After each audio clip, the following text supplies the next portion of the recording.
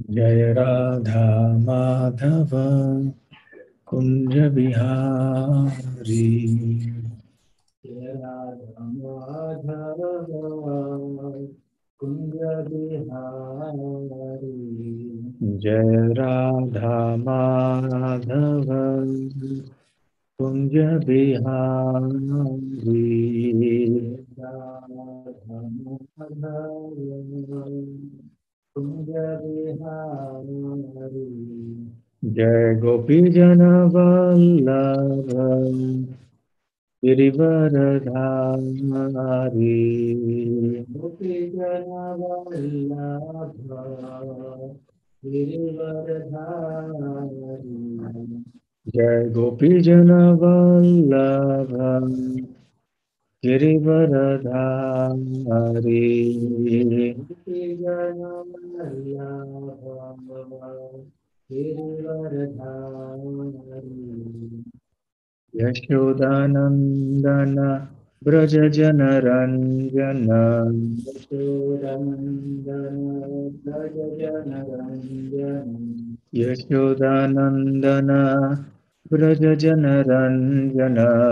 यशोदानंदन ब्रज जन रंजन। यमुना तीर वनचारी।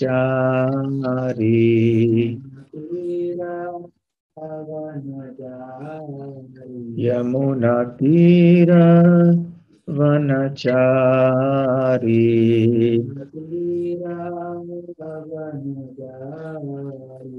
जय राधा माधव कुंज बिहारी।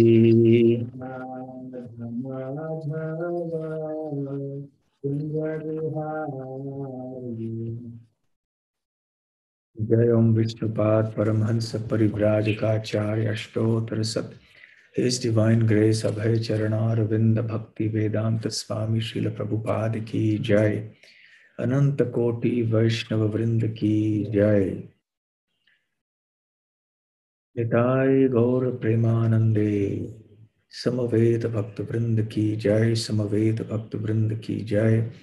समवेत भक्त वृंद की जय। श्री श्री गुरु गौरांग की जय।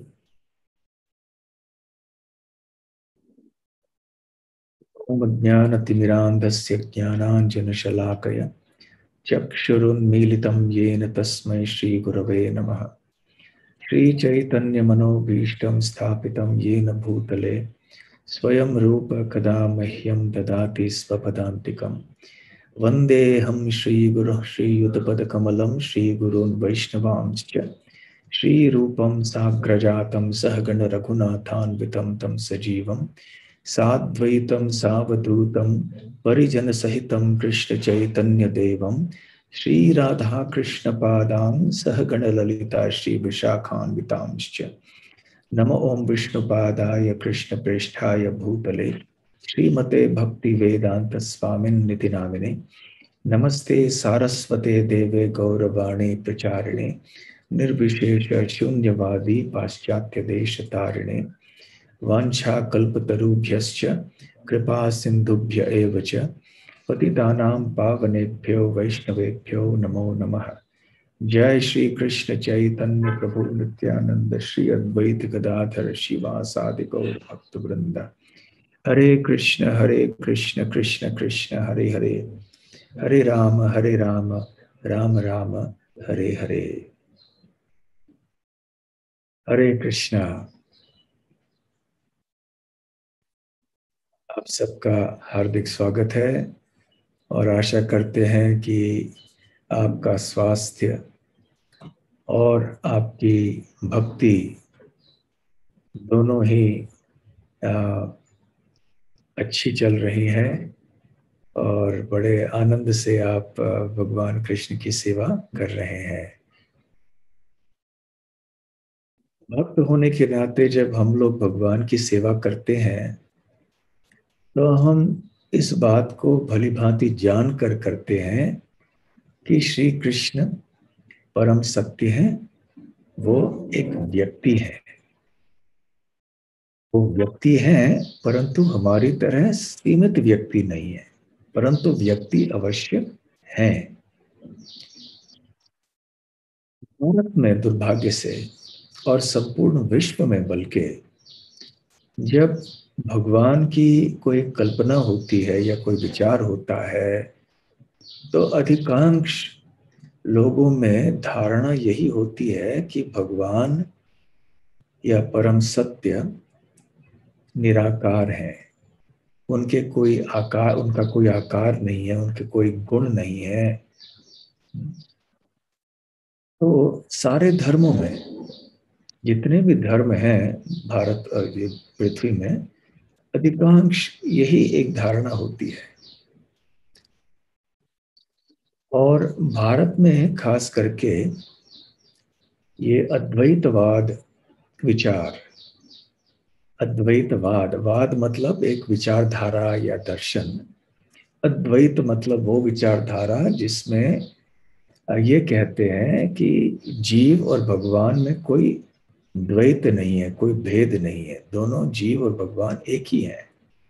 अर्थात हम भी और आप भी सब भगवान हैं। तो इसको हम मायावाद भी कहते हैं। तो ये अद्वैतवाद का प्रचार अधिकतर आदि शंकराचार्य ने किया था। तो इनका नाम बहुत प्रसिद्ध है सारे भारत में, क्योंकि उन्होंने ही बहुत सारे महत्वपूर्ण ग्रंथों की रचना की। उपनिषदों के ऊपर, वेदांत के ऊपर उन्होंने प्रसिद्ध टीकाएं लिखी। और उन्होंने दक्षिण में श्रृंगेरी में, और पश्चिम में द्वारका में, उत्तर में बद्रीनाथ में, और पूर्व में द्वारका में उन्होंने 4 महत्वपूर्ण मठों की स्थापना की। ये 4 महत्वपूर्ण जो तीर्थ स्थान है, धाम है वहां पर। तो इन 4 धामों में उन्होंने मठ स्थापित किए। और इसके अतिरिक्त उन्होंने दशनामी संप्रदाय संन्यास आश्रम का प्रारंभ किया। वैसे प्रारंभ तो नहीं, ये प्रथा तो काफी पुरानी है, परंतु उन्होंने 10 नाम जो है सन्यासियों के वो प्रसिद्ध कराए। तो उनकी बहुत टीकाएं भी हैं। विवेक चूड़ामणि ये ग्रंथ है, और वेदांत सूत्र के ऊपर उनकी एक टीका है, शारीरक भाष्य। दुर्भाग्य की बात यह है कि जब वेदांत सूत्र की बात होती है तो लोगों को यही लगता है कि अद्वैत है ये शंकराचार्य। जैसे ही वेदांत शब्द का उच्चारण करते हैं तो जिनको ये पता है कुछ कि वेदांत क्या है, तो उनके मन में शंकराचार्य का स्मरण होता है। वो ये नहीं जानते हैं कि रामानुजाचार्य ने वेदांत के ऊपर वैष्णव टीका लिखी थी, रामानुजाचार्य ने लिखी थी श्री भाष्य, निम्बार्काचार्य ने लिखी थी, और विष्णु स्वामी ने लिखी थी, बलदेव विद्याभूषण ने लिखी थी। तो ऐसे कई वैष्णव टीकाएं भी हैं वेदांत के ऊपर। वेदांत का अर्थ है वेदों का अंत, जो वेदों का सार है। सूत्र रूप में व्यासदेव जी ने ये लगभग 250 ऐसे सूत्र हैं जिनको वेदांत सूत्र कहते हैं या ब्रह्म सूत्र कहते हैं। परंतु क्योंकि आदि शंकराचार्य की टीका इन पर सबसे प्रसिद्ध है, तो लोगों को इन अन्य वैष्णव वेदांत टीकाओं के बारे में पता नहीं है। और उनको ये भी पता नहीं है कि वास्तव में शंकराचार्य हैं कौन, और उन्होंने इस तरह के जो विचार हैं उनको उनका प्रचार क्यों किया। तो आज मैं आदि शंकराचार्य के बारे में चर्चा करना चाहता हूं। तो आप सोचेंगे अरे ये तो अद्वैतवाद है, अद्वैतवादी हैं तो। और चैतन्य महाप्रभु ने सख्त मना किया था, मायावादी भाष्य सुनिले हय सर्वनाश, कि हमें मायावाद भाष्य बिल्कुल नहीं सुनना चाहिए। ये बिल्कुल सही है, हमें मायावाद भाष्य नहीं सुनना चाहिए।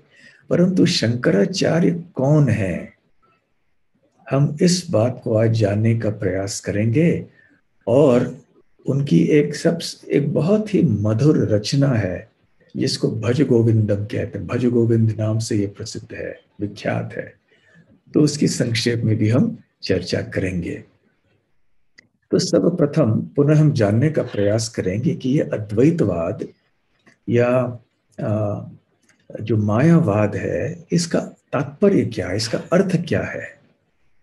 हम तो आसानी से कहते कि ये मायावादी है। कई भक्तों में ये विचारधारा है कि मायावादी वो होता है जो इंद्र तृप्ति में लगा हुआ है, मतलब जो माया में पड़ा है वो मायावादी है। ऐसे नहीं है। तो मायावादी वो होते हैं जो एक विशेष दर्शन, फिलॉसफी का पालन करते हैं। वो दर्शन क्या है?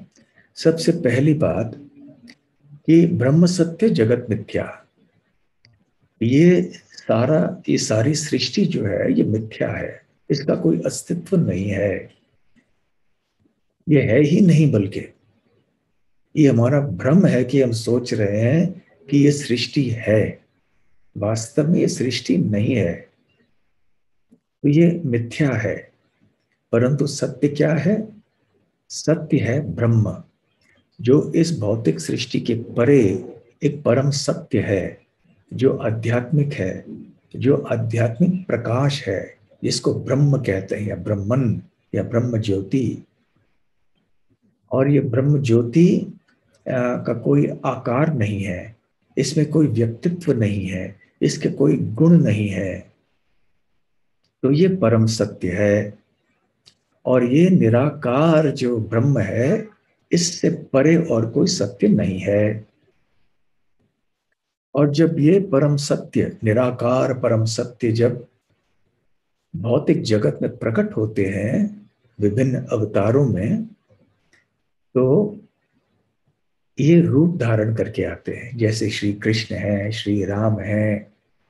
और इनके जितने भी रूप होते हैं ये आध्यात्मिक नहीं होते, ये भौतिक रूप होते हैं। ऐसी इनकी धारणा है। हम लोग तो कदापि ऐसी बातों को नहीं मानते हैं, परंतु उनका कहना ऐसे है कि जब वो निराकार ब्रह्म प्रकट होते हैं यहाँ भौतिक जगत में, तो कृष्ण, राम, नरसिंह, ऐसे जितने भी रूप हैं ये सारे रूप माया के बने हुए हैं। उनका शरीर भी जड़ पदार्थों से बना हुआ है, जैसा कि हमारा शरीर बना हुआ है। ये हमारा जो शरीर है ये तो जड़ पदार्थों से बना है। जब मृत्यु का समय आएगा तो ये शरीर नष्ट हो जाएगा। तो अद्वैतवाद या मायावाद का कथन है कि भगवान का शरीर भी इसी प्रकार का शरीर है। हमारा शरीर जैसे है वैसा ही उनका शरीर है। इसलिए इसे मायावाद कहते हैं। वो वाद जिसमें वो ये कहते हैं कि भगवान का देह भी हमारे जैसे एक भौतिक देह है। और फिर आगे चल के उनका कथन है कि जीव भी परम सत्य ही है, जीव भी भगवान है। परंतु इस समय अज्ञान के वश में आकर जीव अपने परम अवस्था को पहचान नहीं पा रहा है। हम अभी भूल चुके हैं कि हम भगवान हैं। जैसे कभी कभी क्या होता है, कोई अपघात हो जाता है ना, तो व्यक्ति फिर बेहोश में आ जाता है, तो उसे याद नहीं रहता कि उस समय कौन हूं, मैं कहाँ हूँ। तो उसी तरह से वो कहते हैं कि हम जहाँ भौतिक जगत में आ गए तो हमारी विस्मृति हो गई, कि हम भूल गए कि हम कौन हैं, हम वास्तव में परम सत्य हैं। परंतु वैष्णव सिद्धांत इसके अनुसार नहीं है। हम लोग इसका खंडन इस तरह से करते हैं कि अहम ब्रह्मास्मि अवश्य, हम ब्रह्म हैं, हम आत्मा हैं, हम आध्यात्मिक हैं, परंतु हम परम ब्रह्मास्मि नहीं है। हम परम ब्रह्म नहीं है, हम ब्रह्म हैं। ब्रह्म अर्थात आध्यात्मिक। तो आत्मा आध्यात्मिक है, परंतु आत्मा एक कण मात्र है और भगवान विभू है। हम अणु हैं और भगवान विभू हैं। इस तरह से हम ये नहीं मानते कि हम परम सत्य हैं। हम परम सत्य के एक कण मात्र हैं। परंतु मायावाद दर्शन के अनुसार जीव का अज्ञान जब नष्ट हो जाएगा तो उसे पता चलेगा कि मैं भी तो परम सत्य हूं, और फिर वो निराकार में वो लीन हो जाएगा। ये उनकी धारणा होती है।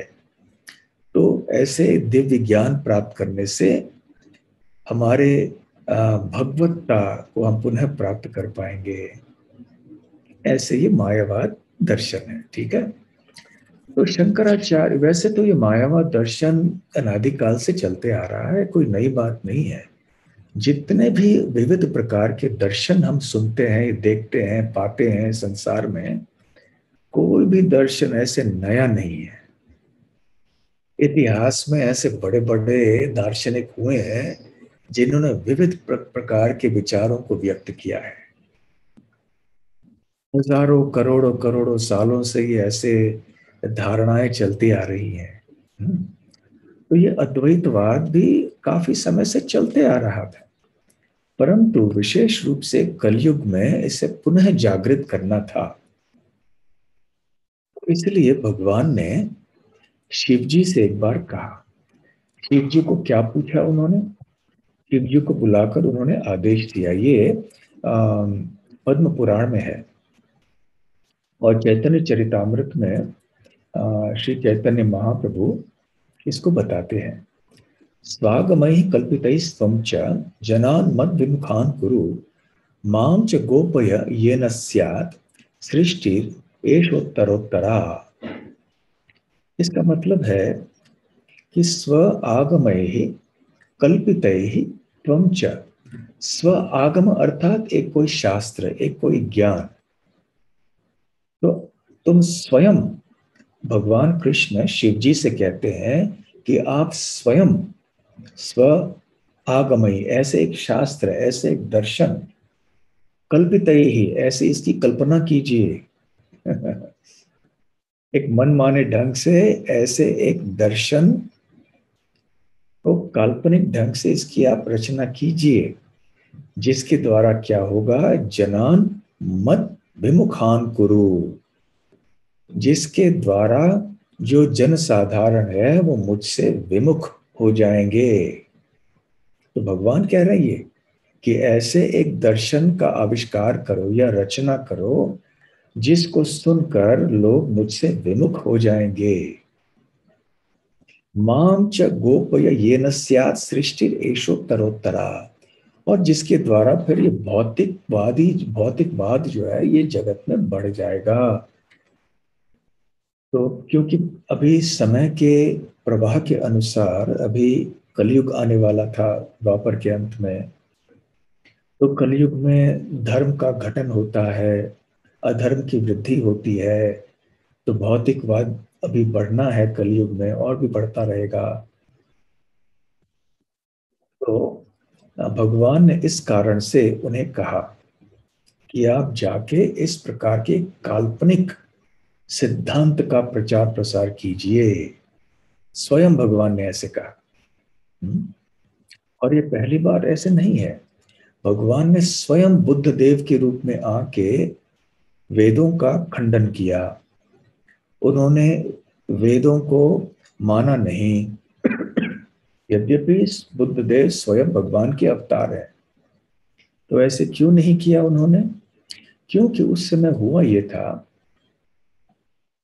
कि जो ब्राह्मण हैं आदिकाल में, कलयुग के प्रारंभ में, जो बलि चढ़ाने की या जो यज्ञ में पशु अर्पण करने की आदि विधि थी, तो उनका दुरुपयोग कर रहे थे और केवल मांस खाने के लालच में वो इस तरह के यज्ञ करने लगे थे। तो हिंसा प्रचुर मात्रा में हो रही थी।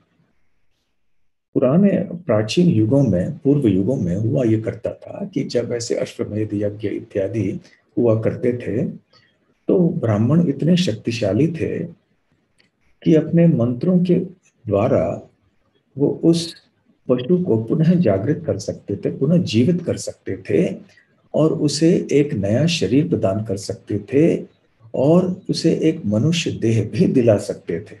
ऐसी शक्ति उनमें थी। परंतु कलयुग में ऐसे ब्राह्मण रहे नहीं। तो यहाँ इस युग में ये संभव नहीं है। फिर भी जब ऐसे विधियों का सहारा लेकर उन्होंने पशु हत्या जारी रखी मांसाहार करने के लिए, तो भगवान ने सोचा इस तरह की हिंसा ठीक नहीं है। तो वो बुद्ध देव के रूप में आए और उन्होंने अहिंसा के सिद्धांत का प्रचार किया। और जब उनको कहा गया कि देखिए, वेदों में ही तो बताया गया है कि पशुओं की बलि चढ़ाकर हम अर्पण कर सकते हैं, तो फिर बुद्ध देव ने कहा मैं वेदों को नहीं मानता हूं। तो बात वहीं खत्म हो गई, फिर और तर्क करने की बात ही नहीं रही। जब वेदों को ही नहीं मानते हैं तो फिर वेदों में जो कहा गया है उसको मानने का सवाल ही नहीं आता। तो इस तरह से बौद्ध धर्म काफी स्थापित हो गया भारत में, और भारत से बाहर भी इसका काफी प्रचार हुआ। अब समस्या ये थी कि वेदों का खंडन हो रहा था। तो इस समय भगवान ने सोचा कि मुझे अभी शिव जी को भेजना पड़ेगा, और इसलिए शिव जी को बुलाकर उन्होंने ऐसे एक आदेश उनको दिया कि आप जाके ऐसे एक शास्त्र का प्रचार करना जो कि बौद्ध धर्म के समान ही प्रतीत होगा, परंतु अंतर ये होगा कि आपके प्रचार या आपके दर्शन के द्वारा वेदों की पुनर्स्थापना होगी। वेदों को फिर से हम लाएंगे। भगवान का उद्देश्य ये था कि एक बार वेदों की स्थापना पुनः हो गई, भले वो निराकार क्यों ना हो, मायावाद क्यों ना हो, उसके बाद फिर वो रामानुजाचार्य, मध्वाचार्य, निम्बारकाचार्य, विष्णु स्वामी ऐसे महान आचार्यों को प्रकट करवाकर उनके द्वारा वैष्णव सिद्धांत का प्रचार प्रसार करवा सकते थे। इस तरह से कलयुग में वास्तव में ये जो भक्ति का रास्ता है, भक्ति का आंदोलन है, यही एकमात्र जो आंदोलन है, इसकी स्थापना सुचारू रूप से हो पाई। खैर, तो क्या आदेश दिया भगवान ने शिव जी को कि एक काल्पनिक दर्शन की रचना करके लोगों को नास्तिक बनाओ, लोगों को भौतिकवाद में ले जाओ। फिर उसी पद्म पुराण में शिव जी आगे चल के पार्वती देवी को कहते हैं, मायावादम असत शास्त्रम प्रच्छन्नम बौद्धम उच्यते मयैव विहितम देवी कलो ब्राह्मण मूर्तिना। वो कहते हैं कि हे देवी, अर्थात पार्वती देवी, मैं कलो ब्राह्मण मूर्तिना, मैं इस कलयुग में एक ब्राह्मण के रूप में प्रकट होने वाला हूं। और मय्यैव, मेरे द्वारा क्या होगा, मायावादम असत शास्त्रम, मय्यैव विहितम, मेरे द्वारा रचित होगा एक ऐसा शास्त्र जो कि असत होगा, असत शास्त्र होगा। असत अर्थात जो झूठा है, जो सच्चा नहीं है। और वो किस तरह का शास्त्र होगा, मायावादम। तो मायावादम असत शास्त्रम प्रच्छन्नम बौद्धम उच्यते। प्रच्छन्नम अर्थात ढका हुआ। तो ये ढका हुआ बौद्ध धर्म रहेगा, क्योंकि इसमें भी भगवान के सत्यता की मान्यता नहीं होगी। यद्यपि मायावाद दर्शन में परम सत्य निराकार है, फिर भी वो भगवान के व्यक्तित्व को नहीं मानते हैं ना। यदि आप श्री कृष्ण की बात करें, श्री राम की बात करें, तो वो यही सोचेंगे कि ये भी निराकार ही है, परंतु ऐसा नहीं है। तो मायावादम असत शास्त्रम प्रच्छन्नम बौद्धम उच्यते। तो इस दृष्टि से ये भी एक ढका हुआ बौद्ध धर्म है। इस तरह से शिव जी कलयुग के लगभग समझ लीजिए थोड़े 3-4 हजार साल बीतने के बाद यहाँ आदि शंकराचार्य के रूप में प्रकट हुए। तो ये आदि शंकराचार्य कौन है, जिन्होंने ये शारीरक भाष्य, विवेक चूड़ामणि इत्यादि ये सारे ग्रंथ लिखे, वो शिव जी के अंशावतार हैं। और वो एक विशेष उद्देश्य से के लिए आए हैं यहाँ पर। बाह्य रूप से ऐसे दिखाई पड़ता है कि उनका उद्देश्य था कि मायावाद का प्रचार करना, वो अवश्य था, परंतु वास्तव में क्योंकि शंकराचार्य शिवजी हैं और शिवजी परम वैष्णव हैं, इसलिए शंकराचार्य भी आंतरिक अवस्था में एक वैष्णव हैं, वो एक कृष्ण भक्त हैं। उनका जन्म वास और ये उनके जो अनुयायी हैं वो भी नहीं पहचान पाते हैं, क्योंकि ये एक गोपनीय बात है। तो उनका जन्म लगभग 1200 वर्ष पहले हुआ, केरल प्रांत में, दक्षिण भारत में। कल्लड़ी नाम का एक स्थान है जो आज भी बहुत प्रसिद्ध है उनके जन्म स्थान के रूप में। और रामानुजाचार्य इत्यादि उनके बाद में आए, लगभग 200 साल बाद में रामानुजाचार्य आए।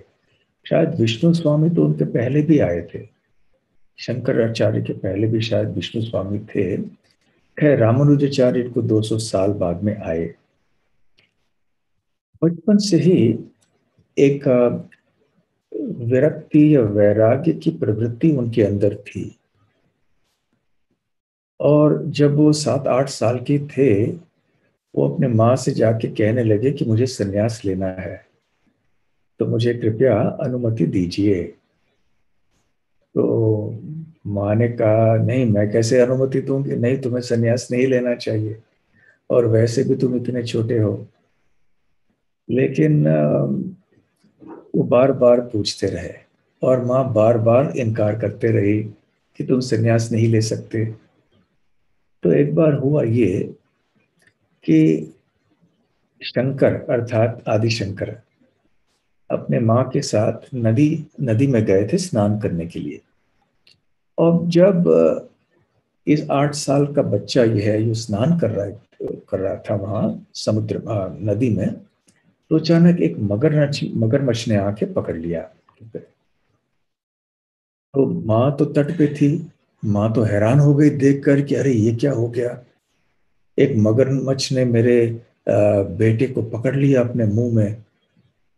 तो शंकराचार्य आदि शंकर ने कहा कि माते, देखिए अब मेरी मृत्यु होने ही वाली है अभी मुझे पता नहीं अभी कितने क्षण बाकी हैं, तो कम से कम अब मुझे अब संन्यास लेने की अनुमति दे दें, तो मृत्यु लेते समय मैं तो इस ये संन्यास मन में लेकर तो मैं प्राण को त्यागूं।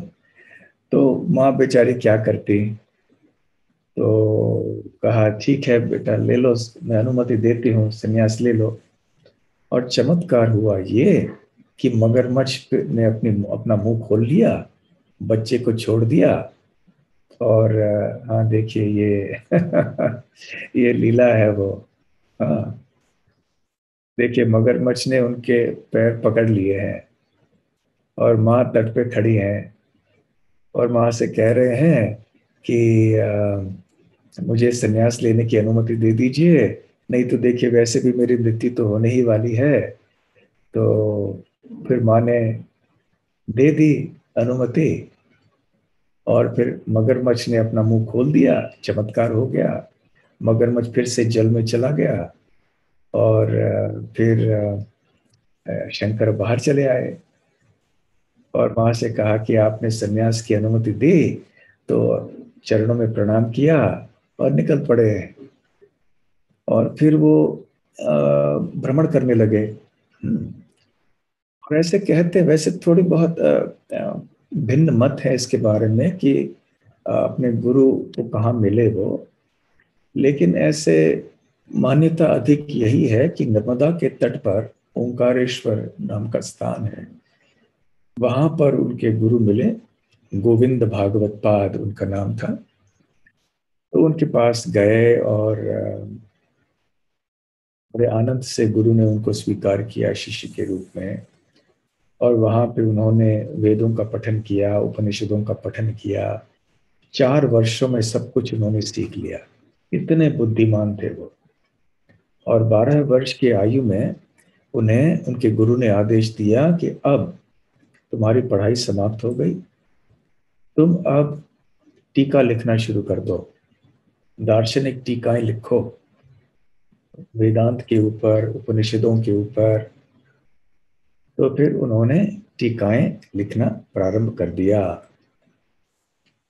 तो 12 वर्ष से लेकर 32 वर्ष की आयु तक उन्होंने ऐसे कई टीकाएं लिखी, ग्रंथों को लिखा, और जगह जगह भारत में भ्रमण किया उन्होंने, जाकर प्रवचन दिया करते थे। अद्वैतवाद की स्थापना उन्होंने की और कई लोगों को शास्त्र विवाद में पराजित किया और उनके सिद्धांतों को स्थापित किया। और शंकराचार्य के प्रचार के कारण वेदों की पुनर्स्थापना हो गई भारतवर्ष में। तो ये बहुत महत्वपूर्ण उद्देश्य था शंकराचार्य के प्रकट होने का, और वो उन्होंने पूर्ण किया। और 32 वर्ष की आयु में ही उनका तिरुभाव हो गया, केवल 32। परंतु जैसे प्रभुपाद जी बताया करते हैं कि जीवन की अवधि कितनी लंबी है ये महत्वपूर्ण बात नहीं है, जीवन में हम क्या करते हैं वो महत्वपूर्ण बात है। यदि हमारे जीवन की अवधि कम रही परंतु हम भगवान श्री कृष्ण के भक्त बन गए, शुद्ध भक्त बन गए, तो हमारा जीवन सफल हो जाएगा। परंतु हमने 100 साल भी यदि जी लिया, 500 साल, 1000 साल, 10,000 साल भी जी लिया, परंतु भक्त नहीं बने, तो हम में और पेड़ में क्या फर्क हुआ? हम में और कछुए में क्या फर्क हुआ? जो लंबी लंबी आयु जीते हैं परंतु भगवान की भक्ति नहीं करते, तो क्या लाभ? तो चैतन्य महाप्रभु भी की आयु भी लंबी नहीं थी, 50 तक भी नहीं पहुंचे वो, लेकिन चैतन्य महाप्रभु ने क्या कर दिखाया देखिए। तो खैर यह शंकराचार्य, तो शंकराचार्य वास्तव में एक व्यक्तिवादी हैं, एक ढके हुए व्यक्तिवादी हैं। व्यक्तिवादी अर्थात जो व्यक्ति मानता है कि भगवान व्यक्ति हैं, भगवान का रूप है, उनका आकार है, उनके गुण है। और जो निर्विशेषवादी होते हैं, निराकारवादी होते हैं, वो इस बात को नहीं मानते। तो ऐसे सारे संसार को प्रतीत होता है और उनके विविध ग्रंथों से भी ऐसे प्रतीत होता है कि शंकराचार्य एक निराकारवादी थे, अद्वैतवादी थे, निर्विशेषवादी थे, परंतु वो वास्तव में एक ढके हुए व्यक्तिवादी थे। वो भगवान कृष्ण के भक्त थे। नारायण पर व्यक्तात्, ऐसे प्रभुपाद जी बार बार अपने तात्पर्यों में कहते हैं, प्रवचनों में बतलाते हैं कि शंकराचार्य ने इस बात को स्वीकार किया है कि भगवान नारायण या श्री कृष्ण ही परम सत्य हैं। तो ऐसे बहुत सारी लीलाएं यहाँ रहते हुए शंकराचार्य ने किए। तो ये उनकी गलती नहीं है कि उन्होंने इस तरह का अद्वैतवाद का प्रचार किया। बात तो ये है कि उनको आदेश मिला था भगवान के द्वारा। तो अंत में तो उन्होंने यही प्रचार किया कि हमें भगवान का आश्रय लेना है। जो उन्होंने निर्विशेषवाद दर्शन का प्रचार किया, वो स्थायी स्वीकृति के लिए नहीं था। उसका थोड़े समय के लिए कोई महत्व था, उसके बाद वैष्णव धर्म को स्थापित होना था वैष्णव आचार्यों के प्रचार के द्वारा। तो भूमिका तैयार कर रहे थे, एक पृष्ठभूमि बना रहे थे शंकराचार्य वैष्णव आचार्यों के लिए। हाँ, क्योंकि सीधे जब बौद्ध धर्म इतना फैला हुआ था, सीधा वैष्णव धर्म बीच में आना, इसको स्थापित करना ज्यादा मुश्किल हो जाता था। तो खैर अभी उन्होंने एक बहुत महत्वपूर्ण रचना की है जिसका नाम है भज गोविंदम। और इस भज गोविंदम के द्वारा हम स्पष्ट ये जान सकते हैं कि उनका जो आंतरिक भाव था वो कैसे उन्होंने व्यक्त किया, और वो वास्तव में एक भक्त हैं, कृष्ण भक्त हैं। इसके लगभग 31 से 33 श्लोक हैं, थोड़ा भिन्न मत हैं विद्वानों में, परंतु मैं चाहता हूं कि आज आपके समक्ष में इन इनमें से थोड़े 7-8 श्लोकों की चर्चा करूं भज गोविंदम के। तो अ, सबसे पहला श्लोक जो है भज गोविंदम का, परंतु इसके पहले मैं आपको एक छोटी सी कहानी बताऊंगा कि भज गोविंद की रचना कैसे की शंकराचार्य ने। एक बार वो काशी में गए थे, बनारस, तो गंगा में स्नान करके आ रहे थे, तो वहां पर एक बूढ़े ब्राह्मण बैठे थे और वो संस्कृत के व्याकरण के नियमों का पठन कर रहे थे। जैसे पाणिनि आदि ने हजारों नियम बनाए हैं, तो जो संस्कृत के छात्र होते हैं उनको कंठस्थ करना पड़ता है इन सूत्रों को, पाणिनि के सूत्रों को, और अन्य व्याकरण के कितने सारे नियम होते हैं उनको। तो अब ये व्यक्ति इतने वृद्ध हो गए थे, अभी मृत्यु के द्वार पे खड़े थे। अब इनको ये शोभा नहीं दे रहा था, उनको तो भगवान का भजन करना चाहिए था। ये समय थोड़ी था संस्कृत के व्याकरण के नियमों का पठन करते रहना, है ना। तो ये व्यक्ति जो है बूढ़े ब्राह्मण, ये इन नियमों का पठन किए जा रहे थे। तो शंकराचार्य को बड़ी दया हुई उनके ऊपर, और उन्होंने फिर उस समय ये भज गोविंद की रचना की। भज गोविंदम, भज गोविंदम, गोविंदम भज मूढ़मते, संप्राप्ते सन्निहिते काले, नहीं नहीं रक्षते दुक्कृण करणे। ये पहला श्लोक है। इसमें वो कहते हैं, हाँ देखिए ये आ गया, ठीक है।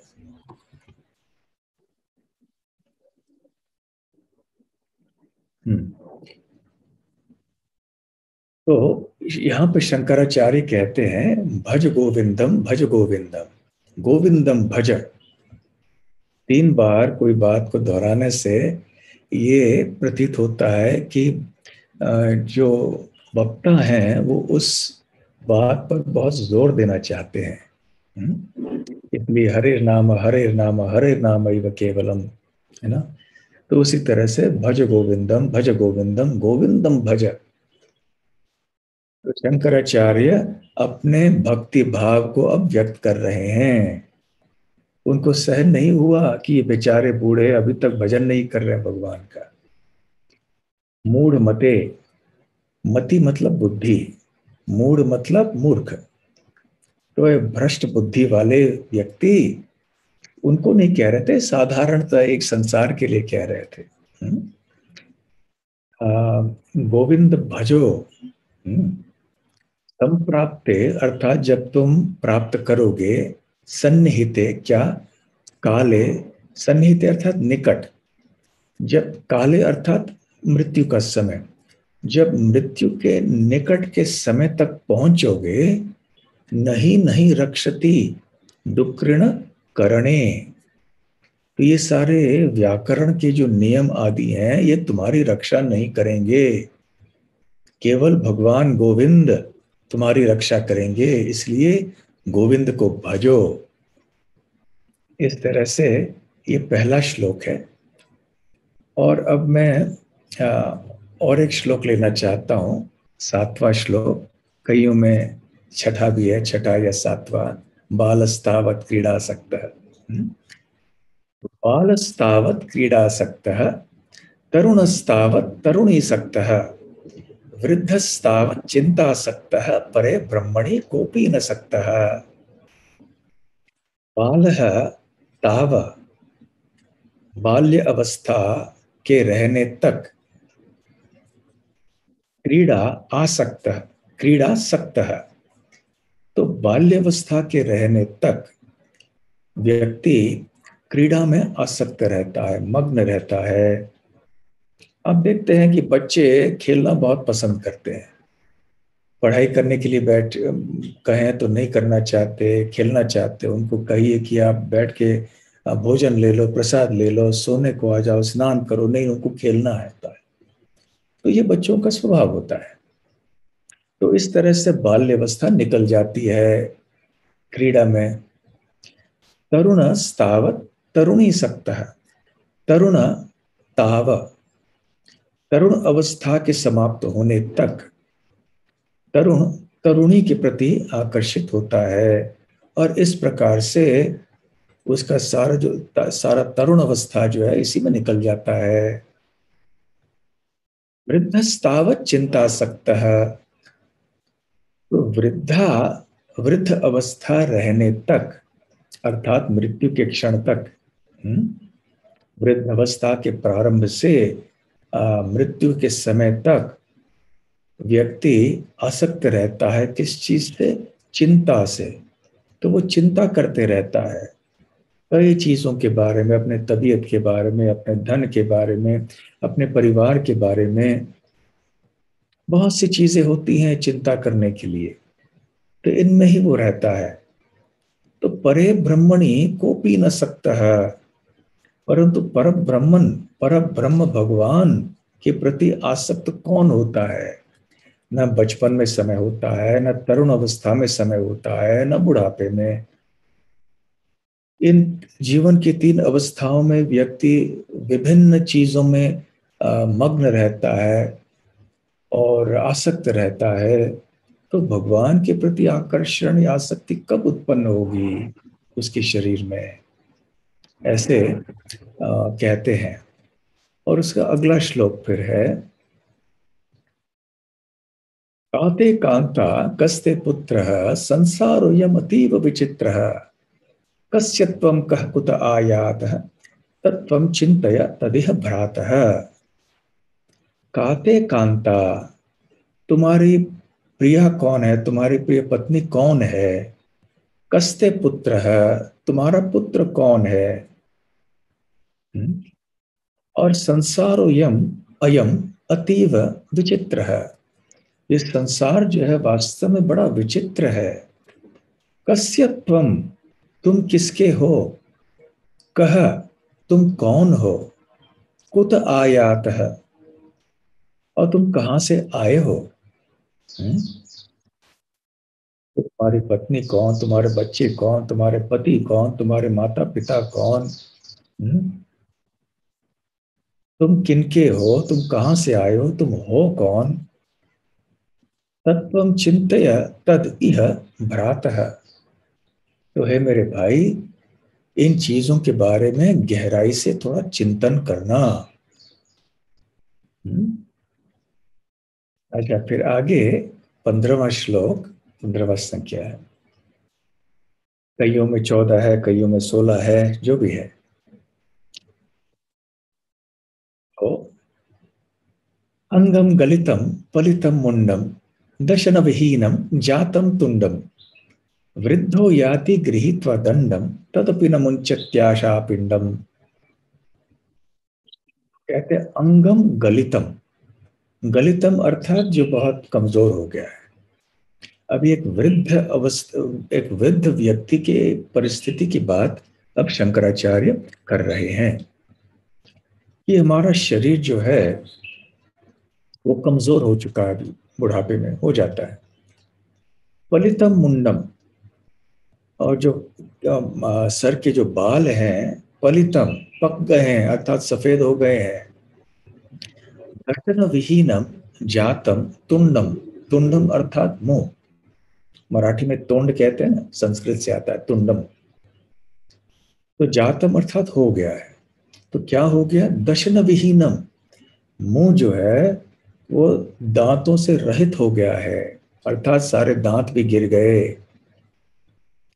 और वृद्धो याति, ये बूढ़ा आदमी जा रहा है, गृहीत्वा दंडम, दंड अपने हाथ में ग्रहण धारण करके वो जा रहा है। तद अपि, फिर भी, न मुंचती आशा पिंडम, उस समय भी वो मुक्त नहीं होता है। किन चीजों से न मुंचती, किन चीजों से मुक्त नहीं होता? आशा पिंडम, आशा के भंडार से, आशा के बड़े गोले से वो मुक्त नहीं रहता है। ऐसा नहीं है कि हम बूढ़े हो गए तो अपने आप ही सारे भौतिक इच्छाएं समाप्त हो जाएंगी। अपने आप ही नहीं होते। जब तक हम भगवान का भजन नहीं करेंगे ये नहीं हो पाएगा। और फिर आगे 20वां श्लोक। गीता किंचिद दीता गंगा जल लव कणिका पीता सकृदपि येन मुरारी समर्चा क्रियते तस्य यमेन न चर्चा। तो शंकराचार्य कहते हैं भगवत गीता किंचित धीता। तो भगवत गीता जो है किंचित मतलब थोड़ा सा, अधीता थोड़ा सा भी पढ़ो। यदि कोई व्यक्ति थोड़ा सा भी भगवत गीता पढ़ लेता है, गंगा जल लव कणिका पीता, लव मतलब थोड़ा सा, कणिका पीता, कणिका पीता मतलब एक छोटा सा बूंद।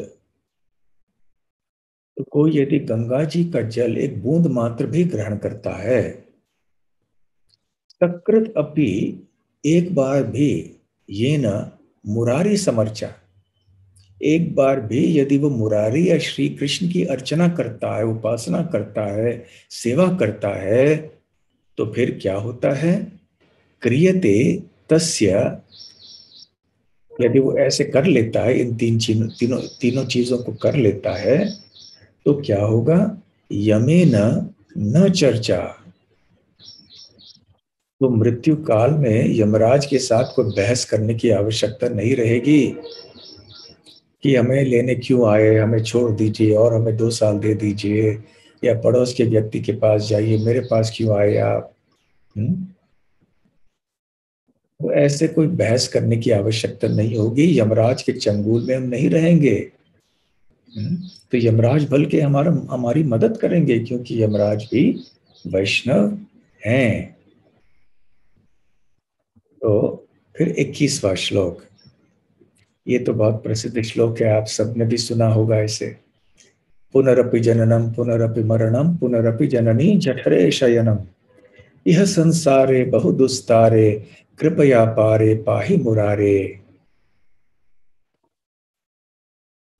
पुनरपि जननम, बार बार जन्म, बार पुनः जन्म लेना, पुनरपि मरणम, फिर से मरना, जननी जठरे शयनम, फिर से मां के गर्भ में स्थित हो जाना, यह संसारे बहुदुस्तारे, ये संसार जो है ये बहुत कठिन है। कृपया पारे पाही मुरारे, तो हे मुरारी, हे कृष्ण, कृपया मेरी रक्षा कीजिए और इस भयंकर संसार से मुझे पार करवा दीजिए। देखिए बार बार कृष्ण मुरारी ऐसे भगवान का नाम लेते हैं शंकराचार्य। अंत में जो 27, नहीं अंत वाला नहीं है, 27 वाला ही है, गेयम गीता।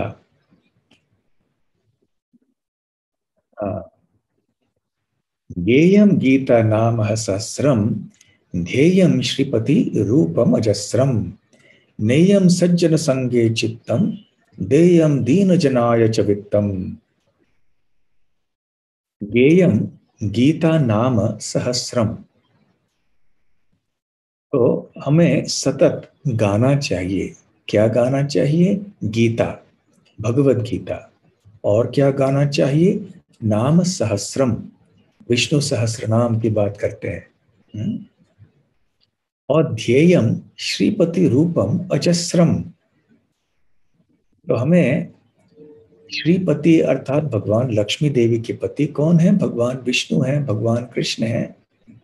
तो हमें भगवान विष्णु के रूप के ऊपर ध्यान करना चाहिए, जो अजन्मे हैं, अजस्रम।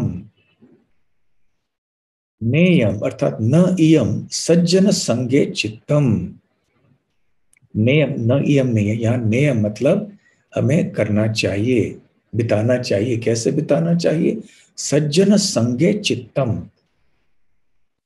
तो हमारे मन को भक्तों के संग में ढाल देना चाहिए और उनसे बहुत सुनना चाहिए। और देयम अर्थात हमें देना चाहिए। दीन जनाय च वित्तम, हमारे धन को आ, सेवा में लगाना चाहिए। और फिर अंतिम श्लोक फिर से भजो गोविंद कहते हैं वो, भजो गोविंदम, भजो गोविंदम। इसके बाद भी एक श्लोक है। महाराज इसमें तो यही लास्ट है मेरे पास। लास्ट है क्या? ठीक है। तो और खैर मैं कह देता हूँ वो श्लोक। भज गोविंदम, भज गोविंदम, गोविंदम भज मूढ़मते, नाम स्मरणाद अन्यम उपायम नहीं पश्यामो भवतरणे। वो कहते हैं फिर से, पहले श्लोक में जो उन्होंने बताया था कि भज गोविंदम, भज गोविंदम, गोविंदम भज मूढ़मते, कि हे मूढ़ व्यक्ति, गोविंद को भजो, गोविंद को भजो, गोविंद को भजो। क्या किस तरह से भजन करना चाहिए गोविंद का?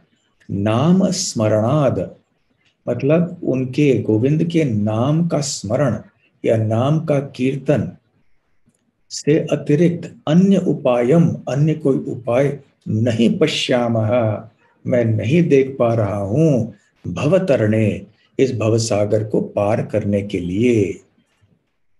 तो इस अंतिम श्लोक में शंकराचार्य कह रहे हैं, इस भव बेड़ा पार यदि होना है, यदि हमें भवसागर को पार करना है, तो वो कहते हैं कि भगवान का नाम स्मरण या नाम कीर्तन के अतिरिक्त अन्य कोई उपाय मुझे नहीं दिखाई पड़ रहा है। इसलिए भज गोविंदम, भज गोविंदम, गोविंदम भज। इस प्रकार से हम देख सकते हैं कि शंकराचार्य ने अपने वास्तविक जो भक्ति है, आंतरिक भक्ति को इस भज गोविंदम प्रार्थना में व्यक्त किया। तो वो ढके हुए भक्त हैं। ऐसे तो दुनिया उनको अद्वैतवादी के रूप में जानती है, उनको एक निराकारवादी के रूप में जानती है, परंतु पद्म पुराण के उन श्लोकों के द्वारा और भज गोविंद जैसे उनकी रचनाओं के द्वारा हम समझ सकते हैं कि वास्तव में वो एक महान भक्त हैं। अन्य उनके ग्रंथ भले अद्वैतवाद का प्रचार कर रहे हों, परंतु वास्तव में अपने हृदय से वो वैष्णव हैं। इसलिए उनकी जो उनका जो वास्तविक उपदेश हम सबके लिए है वो यही है, भज गोविंदम, भज गोविंदम, गोविंदम भज। तो ये हमें करना है बस। श्रीपाद शंकराचार्य की जय। तो यदि कोई केवल इस बात को सुनेंगे और इतना ही वीडियो में काट कर कहीं देंगे वीडियो में कि देखो मैंने शंकराचार्य का जय जयकार किया, तो सब लोग बोलेंगे ये क्या हो गया, ये मायावादी बन गए। तो ऐसे हमें जानना चाहिए कि किस संदर्भ में हम कह रहे हैं, किस कारण से हम ये कह रहे हैं।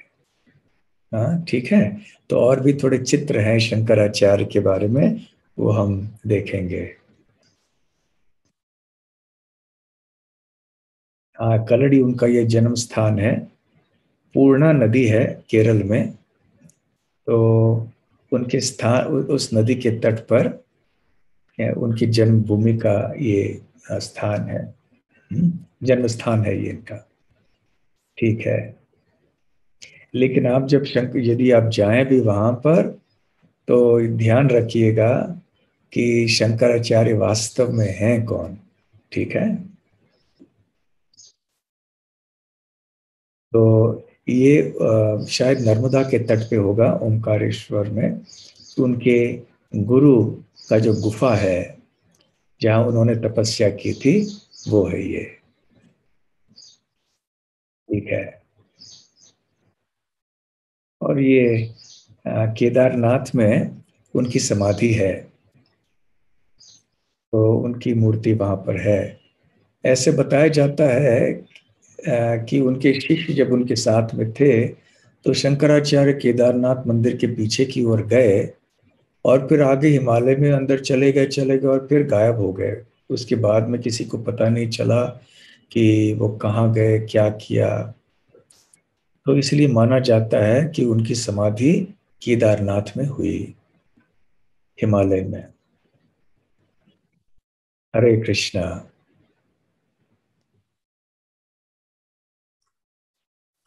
तो यदि आपके कोई प्रश्न है तो आप पूछ सकते हैं।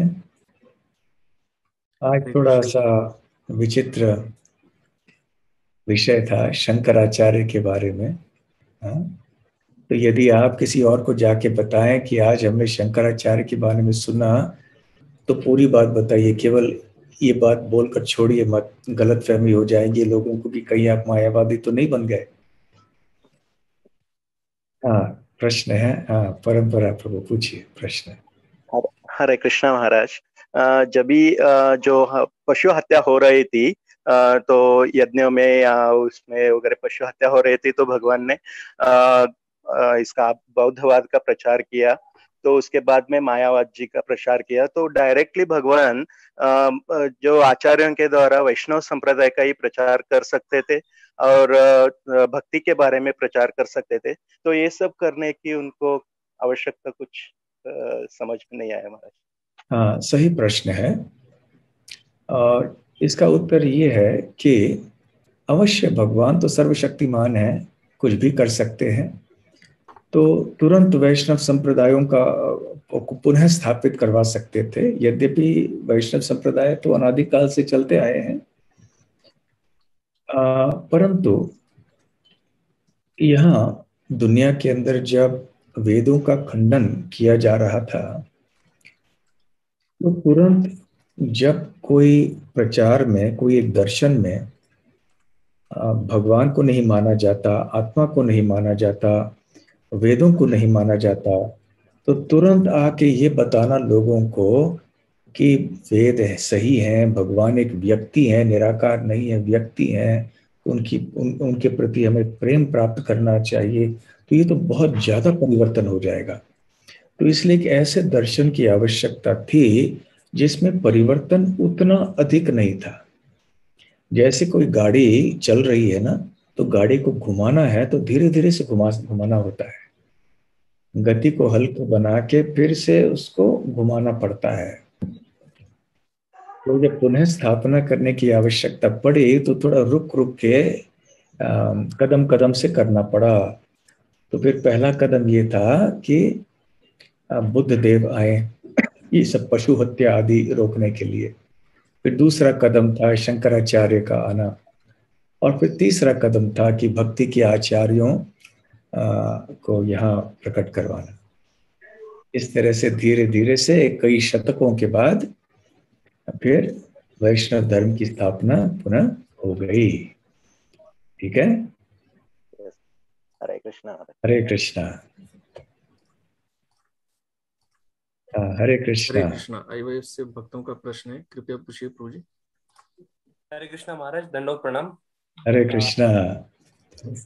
महाराज, जैसे आपने बताया कि भगवान बुद्ध देव के रूप में आए, तो भगवान कृष्ण के पहले अवतारों में जैसे नरसिंह देव, तो उनका आध्यात्मिक धाम भी है।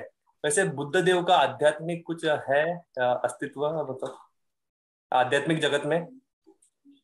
वैसे बुद्ध देव को शक्त्यावेश अवतार मानते हैं,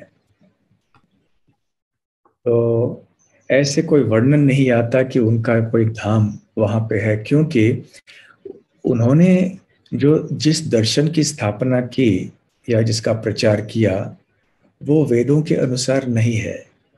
इसलिए वेदों के दृष्टिकोण से इस दर्शन की मान्यता नहीं है। तो इससे हम जान सकते हैं कि भगवान के कोई अवतार भी आके कोई प्रचार करें, परंतु उनका जो प्रचार है वो यदि वैदिक शास्त्रों से हटकर हो तो उसे भी हमें नहीं स्वीकार करना चाहिए।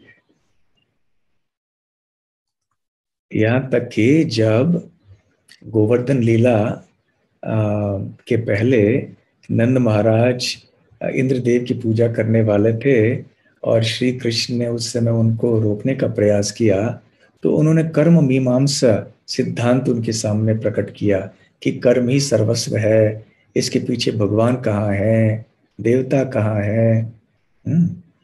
जैसे हम कर्म करते हैं वैसे हमको कर्मों का फल मिलता है। तो यद्यपि स्वयं भगवान श्री कृष्ण वृंदावन में इस तरह के दर्शन को बोल रहे थे, फिर भी हम उस कर्म मीमांस को नहीं मानते, क्योंकि हम जानते हैं कि किस उद्देश्य से भगवान कृष्ण ये बोल रहे थे। भगवान कृष्ण के मूल शिक्षणों से ये भिन्न था, हटकर था। उसी प्रकार से चाहे वो बुद्ध देव हों, चाहे वो शंकराचार्य हों, उनके उपदेशों को हम नहीं ग्रहण करते हैं, हम उनको स्वीकार करते हैं। ठीक है, धन्यवाद महाराज। इस्कॉन धारवाड़ से प्रश्न है, प्रभु जी आप अनम्यूट किए हैं, बोलिए। हरे कृष्णा। वो आपका आवाज नहीं आ रहा है।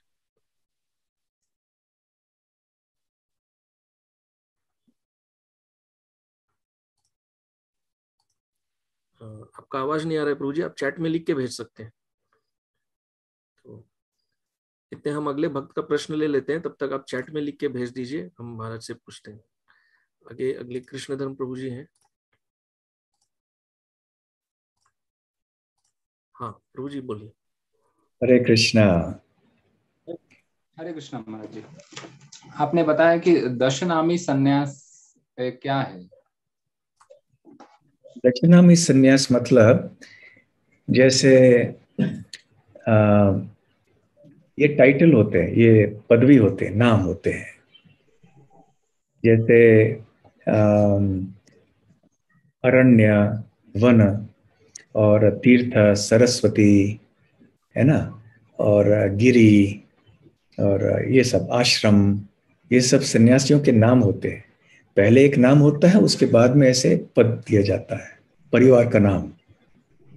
सन्यास को एक नाम होते हैं। तो ऐसे उन्होंने 10, वैसे विष्णु स्वामी ने शंकराचार्य के पहले भी 1000 ऐसे सन्यास नामों का उल्लेख किया था जो शास्त्रों में है, परंतु उनमें से 10 प्रमुख नामों को शंकराचार्य ने स्वीकार किया या उसको आगे बढ़ाया। तो इसलिए इस तरह के ये नाम है। उनमें से गोस्वामी है, स्वामी है, बहुत सारे हैं, परंतु उन्होंने ये आश्रम, तीर्थ, सरस्वती, अरण्य, वन, आश्रम, ये सारे नाम हैं। सन्यासियों को ये नाम दिए जाते हैं, इसलिए दशनामी, ऐसे 10 नाम। इस 10 में महाराज जी हम परिव्राजकाचार्य है, परमहंस, हम जो वैष्णव सन्यासी का है, नहीं, ये नाम नहीं है, ये नाम नहीं है, ये उनका वर्णन स्तर है। ये परमहंस है कोई या परिव्राजकाचार्य, अर्थात ये घूमते हैं इसलिए उनको ये दिया जाता है, लेकिन ये टाइटल है। ठीक है, धन्यवाद प्रभु जी। अगला प्रश्न नंदनंदन प्रभु का है, प्रभु जी आपको अनम्यूट कर रहे हैं। हरे कृष्णा महाराज जी। हरे कृष्णा। हरे कृष्णा महाराज जी, अभी जो शंकराचार्य जी ने मायावाद का प्रचार किया, तो उनके जो फॉलोअर्स थे, तो उन्होंने ऐसे भज गोविंद की अगर व्याख्या पढ़ी हो तो तुरंत समझ में आ सकता है कि वो गोविंद का व्याख्या, यानी गोविंद के बारे में कह रहे हैं, श्रीपति यानी उनके साकार रूप के बारे में भी चर्चा कर रहे हैं। तो उनके आचार्य के द्वारा, जो शंकराचार्य, उन्हीं के द्वारा खंडन हो रहा है कि भगवान यानी मायावाद क्या है और भगवान क्या है। तो फिर मायावाद का वो कैसे वो उसके बारे में वो आगे प्रचार कर पाए रहे। बात ये है कि जब वो लोग भज गोविंदम आदि को पढ़ते हैं तो वो उसी दृष्टि से देखते हैं जैसे कि शंकराचार्य के अन्य रचनाएं हैं, उनके दृष्टिकोण से वो ऐसे गीतों को स्वीकार करते हैं।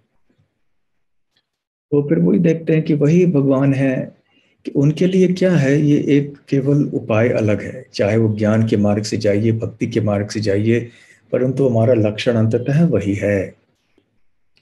कि अंततः हम सब निराकार हैं, परम सत्य निराकार हैं, हमें उनमें लीन होना है।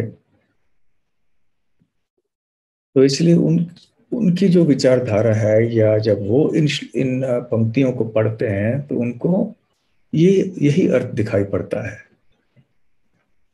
ठीक है, तो वो फिर नहीं मानते हैं कि ये व्यक्ति हैं, क्योंकि यहाँ पर क्या है, नाम संकीर्तन के बारे में कहा गया है, गोविंद का भजन करने में के लिए कहा गया है। वो हाँ ठीक है, हम भी करेंगे, हम भी करेंगे। जैसे एक भक्त बता रहे थे बहुत साल पहले, बहुत सुंदर वो हरे कृष्ण महामंत्र का धुन गा रहे थे। तो हमने उनसे पूछा कि बहुत मधुर धुन है, ये कहाँ से सुना आपने? तो उन्होंने बताया कि भक्त बनने के पहले मैं किसी एक मायावादी संस्था में जाता था। तो वहां पर एक जो सन्यासी थे वो ये कीर्तन करते थे, और वहां भी कीर्तन करते थे। तो हाँ वो, परंतु उनकी समझ अलग थी। उन्होंने ये नाम कीर्तन जो है इसको एक साधन समझा, और जब साधन का प्रयोग करके वो सफलता को प्राप्त करेंगे तो वे साधन को छोड़ देना है। फिर हम स्वयं कृष्ण बन गए ना, हम स्वयं राम बन गए, हम सब वही निराकार ब्रह्म बन गए। कृष्ण राम तो वही साकार रूप है उसी निराकार के, ऐसे उनका कथन है, ऐसी उनकी मान्यता है। तो भजन भी वो लोग कर लेंगे, परंतु उसके पीछे उनका विचार क्या है। उसी तरह से जब रघुनाथ भट्ट गोस्वामी बनारस से जगन्नाथपुरी जा रहे थे चैतन्य महाप्रभु को मिलने के लिए, तो एक रामदास नाम के व्यक्ति उनके साथ में आए। तो ये रामदास निरंतर राम जप करते थे और बहुत नम्र भी थे। तो जैसे एक वैष्णव का व्यवहार होना चाहिए बिल्कुल वैसे था, बहुत ही नम्र, और सेवा भाव बहुत अच्छा था, और निरंतर राम का नाम ले रहे थे। तो फिर जब वो पहुंचे दोनों जगन्नाथपुरी में, चैतन्य महाप्रभु के सामने आए, तो महाप्रभु बड़े प्रसन्न हुए रघुनाथ भट्ट गोस्वामी को देखकर और उनको आलिंगन किया। परंतु ये रामदास जो थे उनकी ओर देखा भी नहीं, यद्यपि वो बिल्कुल बगल में खड़े थे, देखा भी नहीं। उस समय रघुनाथ भट्ट गोस्वामी ने कुछ कहा नहीं। फिर बाद में अकेले में आके उन्होंने पूछा कि ये व्यक्ति रामदास इतने शुद्ध भक्त हैं, श्री राम के निरंतर जप करते हैं और वैष्णव गुण भी हैं, तो आपने उनको ठुकराया क्यों? तो उन्होंने कहा कि हृदय में ये व्यक्ति वास्तव में राम बनना चाहता है। वो उसके मन में भावना ये नहीं है कि मैं राम का नित्य सेवक बनना चाहता हूं। उसके मन में भावना ये थी कि मैं भी तो राम हूं, और राम नाम का जप ये एक साधन है, तो साधन का पालन करूंगा, फिर मैं स्वयं राम बन जाऊंगा। तो इस तरह से ये इस जो भक्त लोग एक दृष्टि से देखते हैं, और उसी चीज को जो अन्य दर्शन के दृष्टिकोण से देखा जाए तो इसका अर्थ कुछ और ही, निष्कर्ष कुछ और ही उनको प्रतीत होता है। ठीक है महाराज जी, कुछ विशेष कारण था कि शंकराचार्य जी ने अपने 4 जो मठ है उसकी स्थापना हरि के क्षेत्र में की, द्वारका, बद्रीनाथ, पुरी, तो जहाँ पे जो हमारे लिए तीर्थ स्थान है भगवान का प्रमुख। हाँ, चारों नहीं, श्रृंगेरी तो ऐसा नहीं है। 3 एक नहीं, लेकिन बाकी तीनों में जैसे पुरी, जगन और द्वारका हाँ, और बद्रीनाथ तीनों तीर्थ क्योंकि स्थान। बहुत महत्वपूर्ण स्थान है ना, बहुत प्रसिद्ध है, सब लोग जाते हैं। चार धाम यात्रा के लिए बहुत सारे लोग जाते हैं, जगन्नाथपुरी या सब लोग जाते हैं। और उनका उद्देश्य था कि भारत जो है ये एक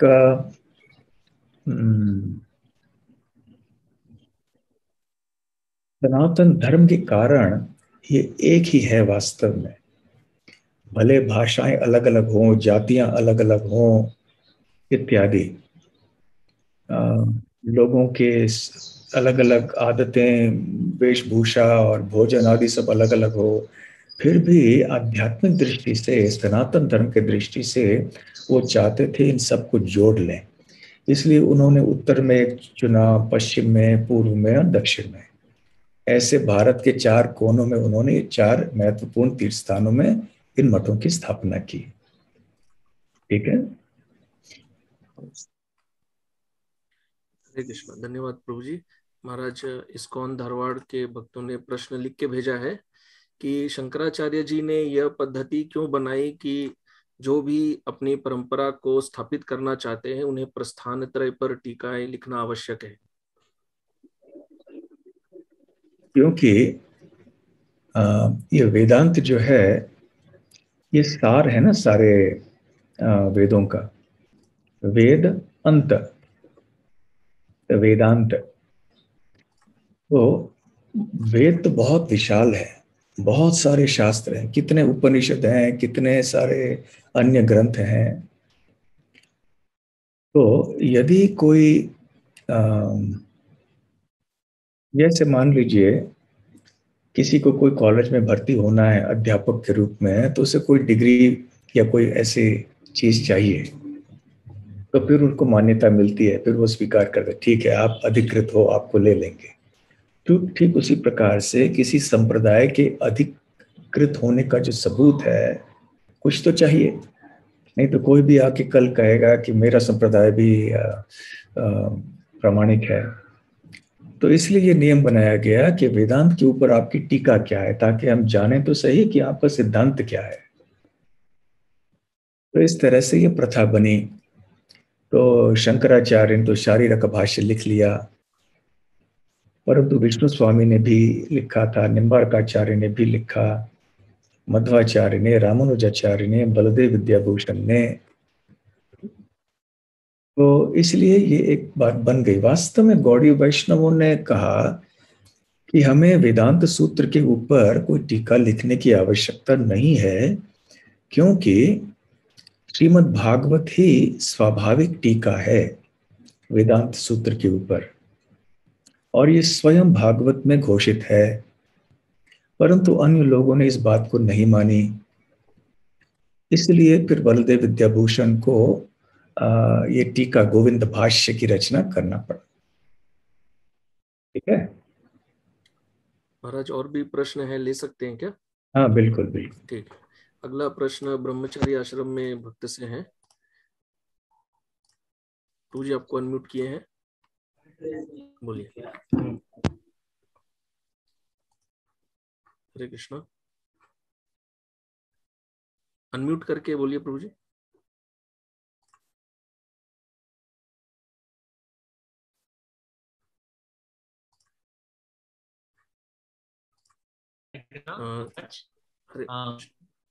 अरे सुन नहीं पा रहे। प्रभु जी आपका आवाज नहीं आ रहा है, बहुत कट रहा है। हाँ बोलिए अभी। अनम्यूट करना चाहिए, अनम्यूट नहीं किया। हाँ अभी अनम्यूट किए हैं, बोलिए प्रभु। What is the difference between Mayavad and impersonalism, Maharaj? हाँ। मायावाद और निर्विशेषवाद या निराकारवाद अंतर क्या है? कोई अंतर नहीं है, एक ही है। ठीक है। तो अगला प्रश्न सुनील मली प्रभु का है। हरे कृष्ण। हरे कृष्णा। हरे कृष्ण। महाराज मेरा प्रश्न ये था कि शंकराचार्य, आदि शंकराचार्य जो है वो प्रच्छन्न अवतार है शिव जी के। तो प्रच्छन्न से वैष्णव नाम यथा शंभु हम बोलते हैं, तो वैष्णवी है, लेकिन वो भगवान जी का आदेश पालन करने के लिए उन्होंने आदि शंकराचार्य रूप में वो मायावाद सिद्धांत का प्रस्तुत किया। लेकिन हम मायावाद सिद्धांत को खंडन करते करते कई बार ऐसा हो जाता है कि उनका भी हम विरोध करते, तो वो वैष्णव अपराध नहीं हो जाएगा? नहीं, इसलिए मैंने कहा कि उनके विचारधारा का दार्शनिक दृष्टि से हम खंडन कर सकते हैं, परंतु व्यक्तिगत उनकी निंदा नहीं करनी चाहिए। और हमें पता होना चाहिए कि वो हैं कौन। ऐसे करेंगे तो फिर वैष्णव अपराध नहीं होगा। ठीक है। और एक प्रश्न महाराज, उन्होंने पंचोपासना का पद्धति लागू किया। तो हम भारत में देखते हैं उनसे पहले से भी शायद विग्रह पूजा हर हिंदू, यानी ये हिंदू धर्म जो सनातन धर्म को मानते हैं, हर एक व्यक्ति विग्रह की पूजा करता है। देवी देवताओं का हो, किसी भी इसका हो, वो विग्रह की पूजा करता है। लेकिन अगर बाहर के दूसरे धर्मों में देखेंगे तो निराकार यानी वो किसी मूर्ति विग्रह की पूजा नहीं करते हैं। तो यहाँ पे बहुत फर्क है। तो इम्पर्सनलिज्म इंडिया में कैसे, वो कैसे मानते हैं? विग्रह पूजा तो सभी लोग करते हैं मैक्सिमम, मैंने देखा है। जैसे मैंने पहले कहा कि उनका कथन ये है कि वही निराकार जब यहाँ प्रकट होते हैं भौतिक जगत में, तो वो एक रूप लेकर आते हैं, निराकार साकार होके आते हैं, और फिर वो भौतिक पदार्थों का बना हुआ एक रूप स्वीकार करते हैं। कई रूप हैं और सारे ये वही ब्रह्म के रूप हैं, इसलिए आप किन किन की भी उपासना कर सकते हो, कोई फर्क नहीं। तो जैसे जो आपके इष्ट देव हैं उनको आप मानिए, और क्योंकि आपके इष्ट देव हैं उनकी आप मूर्ति बनाइए और उनकी उपासना कीजिए, चाहे किनकी भी मूर्ति हो, अंततः वो वही सत्य निराकार है। तो इस तरह से उनकी धारणा, इसलिए पंचोपासना आदि बताई गई है। ठीक है, धन्यवाद। अगला प्रश्न रेवती माता जी का है। माता जी आप हाँ। प्रश्न पूछिए। हरे कृष्ण महाराज। हरे कृष्णा महाराज, प्रश्न यह है कि अंत में वैष्णव तत्व का बोलना ही था, तो उतना स्ट्रॉन्ग फिलॉसफी उन्होंने क्यों, शंकराचार्य जी ने लिखा उतना स्ट्रॉन्ग फिलॉसफी जो कि हम खंडन करते करते कि हम बहुत कंफ्यूज हो जाते हैं, बाद में कुछ बोल ही नहीं सकते, तो उतना स्ट्रॉन्ग फिलॉसफी उन्होंने क्यों लिखा? हाँ, इसलिए मैंने ये पहले प्रवचन की शुरुआत में मैंने बताया था ना कि भगवान का आदेश था, भगवान का आदेश था कि आप ऐसे कोई काल्पनिक एक दर्शन कर लो, रचना कर लो, जो लोगों को मुझसे दूर ले जाएगा। स्वागमयी कल्पितैः स्वं च जनान मद विमुखान कुरु। मुझसे विमुख करवाने के लिए ऐसे तुम एक काल्पनिक शास्त्र की रचना करो, और फिर मायावादम असत शास्त्रम प्रच्छन्नम बौद्धम उच्यते। तो अब ऐसे असत शास्त्र का तुम प्रचार करो। तो क्योंकि भगवान का ये आदेश था शिव जी के लिए, इसलिए जब वो शंकराचार्य के अंश अवतार के रूप में प्रकट हुए तो उन्होंने इस तरह का दर्शन प्रचार करना शुरू किया। ठीक है, और क्योंकि वो शिव जी हैं, इतने बुद्धिमान हैं, तो जब कोई असत शास्त्र भी करते हैं तो जबरदस्त तो होना ही चाहिए उसको। इसलिए कहते हैं, महाप्रभु कहते हैं, मायावाद भाष्य सुनिले होय सर्वनाश। इसलिए मायावाद भाष्य नहीं सुनना चाहिए। धन्यवाद माता जी। अगला प्रश्न महाकीर्तन प्रभु का है। प्रभु जी आपको अनम्यूट कर रहे हैं।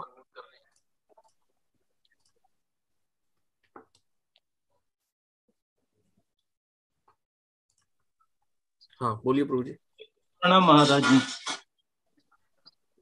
हरे कृष्णा। दंडवत प्रणाम महाराज। हरे कृष्णा। दंडवत महाराज जी। बहुत आचार्य ने समाधि लिया है ना, तो उनका जो ज्ञान था वो कम उम्र में समाधि लिया, तो नहीं लेते तो और भी लोगों को ज्ञान दे सकते थे ना, तो समाधि लेना उचित है क्या? अब ये इसके पीछे कई कारण हो सकते हैं। वैसे भगवान का की क्या योजना थी, भगवान ने किसी एक, जैसे शंकराचार्य हैं, भगवान ने उनको विशेष कोई उद्देश्य की पूर्ति के लिए भेजा था। जब वो उद्देश्य की पूर्ति हो गई तो उनका काम खत्म, तो निकल गए वापस। हाँ, तो जब ऐसे विशेष व्यक्तियों को भेजा जाता है, उनका काम पूरा होने पर फिर यहाँ वो समाधि ले लेते हैं। ठीक है। हाँ, तो और तो कोई प्रश्न नहीं है, समाप्त हो गए शायद। एक प्रश्न चैट में आया है अंतिम हाँ। कि ब्रह्मवाद और मायावाद में क्या भेद है? हम सुनते हैं कि चतुष कुमार, सुखदेव गोस्वामी इत्यादि ये ब्रह्मवादी थे, ब्रह्मवाद और मायावाद में अंतर ये है कि ब्रह्मवाद में व्यक्ति निराकार की उपासना करता है, परंतु भगवान के रूप का खंडन नहीं करता, निंदा नहीं करता। वो ये नहीं कहता है कि भगवान का कोई रूप नहीं है, परंतु उसका आकर्षण जो है निराकार के प्रति होता है। ठीक है, ये मूल अंतर है। ठीक है महाराज। IYF के भक्तों का एक और प्रश्न है, पूछ सकते हैं क्या? हाँ हाँ ठीक है। अच्छा,